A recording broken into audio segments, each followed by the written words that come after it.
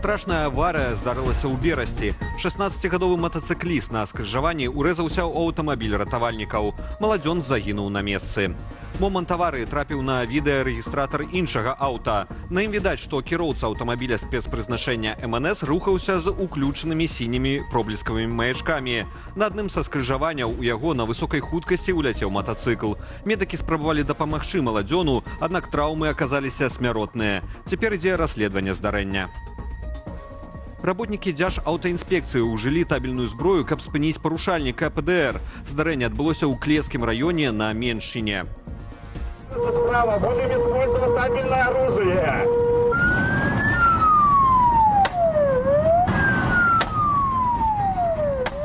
Паводле ДАІ парушальнік не выканаў патрабавання інспектараў спыніцца і пачаў уцякаць ад іх. Пры гэтым выязджаў на сустрэчную паласу і ствараў небяспеку іншым аўтамабілістам. Пазней высветлілася, што за стырном быў 17гадовы жыхар Ляхавіцкага раёна, які не мае права кіраваць аўтам. Ягоную справу перадалі ў аддзел справаў непаўнагадовых. У Докшыцкім і Маладзечынскім раёнах скончыліся пошукі двух мужчынаў сталага веку, якія зніклі ў лясах. На жаль, ратавальныя атрады знайшлі абодвух мёртвымі. Адзін з пенсіянераў 1944 года нараджэння знік яшчэ 29 ліпеня паблізу вёскі Пустаселя Докшыцкага раёну на Віцебшчыне. Для пошуку задзеялі амаль паўсотні адзінак тэхнікі і 150 чалавек. Цела мужчыны без прыкметаў жыцця 2 жніўня знайшлі вайскоўцы, якія бралі ўдзел у аперацыі. У той жа дзень паблізу вёскі Мацукоўшына Маладзечынскага раёну пошукавы атрад знайшоў труп мужчыны 1949 года нараджэння. Ён знік у лесе дзень раней.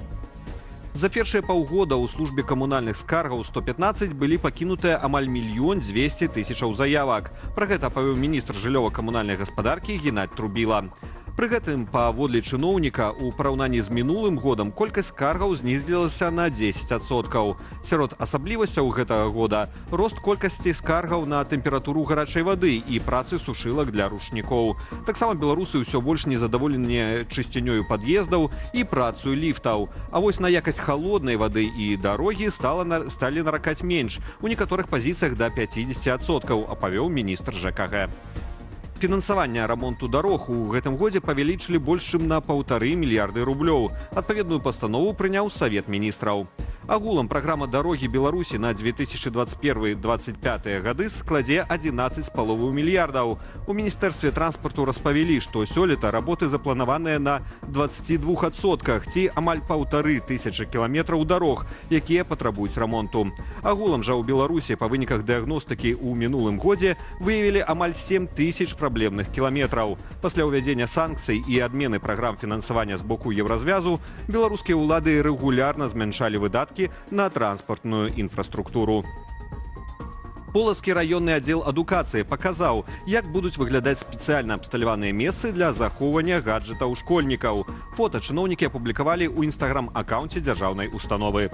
Полацкія школы развязалі праблему па-рознаму. Некаторыя усталявалі асобныя скрыні для кожнага класу. У іншых усе гаджэты будуць захоўвацца ў адной шафе на асобных паліцах або спецыяльна вырабленых драўляных скрынях.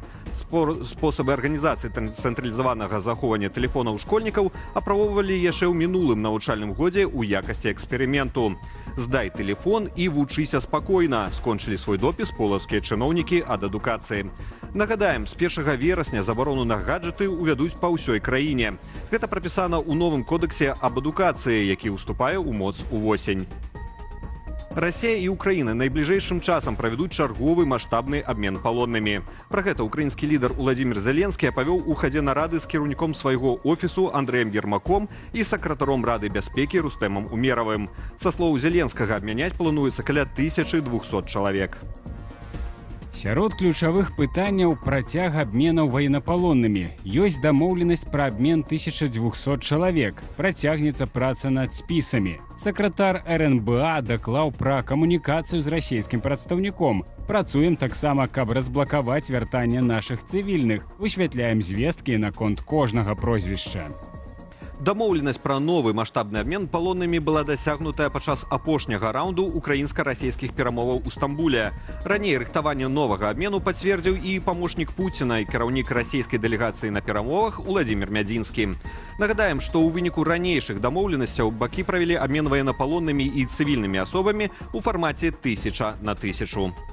Тым часам амерыканскі прэзідэнт Дональд Трамп пацвердзіў у размове з журналістамі, што ягоны спецыяльны пасланнік Стыў Уіткаф наведае Маскву. Гэта можа здарыцца ў сераду або чацвер. Таксама ён чарговы раз заявіў, што калі да пятніцы Расія не спыніць вайны, ён увядзе санкцыі. Ну, будуць санкцыі, але, здаецца, яны даволі добра ўмеюць іх абыходзіць. Ведаеце, яны хітрыя і сапраўды добра абыходзяць санкцыі. Так што паглядзім, што будзе далей. Пра тое, што Уіткаф паедзе ў Расію, Трамп заявіў яшчэ на мінулым тыдні ў чацвер пасля масаванай атакі расійскімі войскамі ўкраіны. Тады кіраўнік ЗША назваў атаку агіднай і паабяцаў скіраваць у Маскву свайго пасланніка. Таксама ў канцы ліпеня Трамп змяніў сваё рашэнне адносна ультыматуму Пуціну і скраціў ягоны тэрмін з 50 дзён да 10. Гэты тэрмін заканчваецца ў найбліжэйшую пятніцу. Пуцін падчас сустрэчы з Лукашэнкам на Валааме ў мінулую пятніцу заявіў, што гатовы да перамоваў, але на старых умовах. Як за год змяніліся цэны ў крамах, высветлілі калегі з нашага сайту belsat.eu. Яны правялі цікавы эксперымент. Набылі ў онлайн-краме выпадковы набор прадуктаў і параўналі цэны на гэты ж набор год таму. Выйшла, што рэальная інфляцыя абганяе афіцыйную ў 3 разы. Закупы нашыя калегі рабілі на адным з самых папулярных онлайн-сервісаў у дастаўцы ежы ў Беларусі. Каб параўнаць кошты на тавары, яны скарысталіся галоўнай старонкаю гэтага сайту сёння і яе архіўнай копіяй год таму. У кошык закінулі 34 практычна выпадковыя тавары. Прадукты харчавання і сродкі гігіены, якіх цалкам бы хапіла любому беларусу прыкладна на тыдзень. Выйшла, што за год гэтыя прадукты падаражэлі на 22%. Што адрозніваецца ад афіцыйнай статыстыкі Белстату. Паводле яе рост цэнаў у Беларусі за год склаў толькі 7% у цэлым і 10% на харчовыя тавары. Аналітыкі Еўразійскага банку прагназуюць яшчэ больш імклівы рост коштаў да канца года. Не перастаюць здзіўляць і кошты на айчынным рынку нерухомасці. Рэзананс выклікаў пачатак продажаў кватэраў у новым жылым квартале паблізу плошчы Перамогі ў Менску. Цэны на нерухомасць там вагаюцца ад 400 тысячаў да мільёна долараў, ці прыкладна 9 тысячаў за квадратны метр. А якая сітуацыя агулам на рынку? Гэтым пытаннем задаліся нашыя калегі з інтэрнэт-рэдакцыі. Як высветлілі журналісты Белсату, сітуацыя ў сегменце эканом-класу выглядае больш прывабна. На новае жыллё кошты за метр квадратны вагаюцца ад $1500 на аднапакаёвыя да 1300 на трохпакаёвыя кватэры. Самы танны дом, які атрымалася адшукаць новабуд на Каралінскай у Малінаўцы, дзе метры прадаюць па 4-4,5 тысячы рублёў. Каб заключыць дамову на куплю там кватэр, людзі дзяжураць пазменна. На другасным рынку агулам колькасць угодаў падае, але кошты растуць. У адным толькі чэрвені пятая частка прададзеных кватэр каштавала больш за $100 000. Гэта рэкордны паказчык за ўсю гісторыю незалежнай Беларусі. Прычыны такой сітуацыі эксперты бачаць у росце заробкаў. А вось у суседніх краінах наадварот назіраецца тэндэнцыя на зніжэнне коштаў. Падрабязнасці шукайце на сайце belsat.eu. У Лагойскім раёне знайшлі вакансію мары.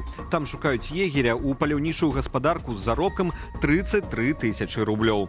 Але не спяшайцеся перапісваць рэзюмэ. Выглядае на тое, што абвестка фармальная, пакуль з нейкім спецыялістам перазаключаюць кантракт. Ды і паляваць лепш з фотаружом, ну ці смартфонам. Галоўнае не забыць выключыць гук. Рубрика без каментара. Чей это интересно или просто? Дикий лосось, обалдеть. Да? Обалдеть. С ума сойти. Больш поўная інфармацыйная карціна дня ў вечаровым эфіры аб'ектыву і студыі Белсат. Я ж з вамі развітваюся, заклікаю падпісвацца на соцсеткі Белсату і да актыўнасці пад нашым выпускам у Ютубе. Але не забывайцеся на ўласную лічбавую бяспеку. Беражыце сябе і заставайцеся з Белсатам.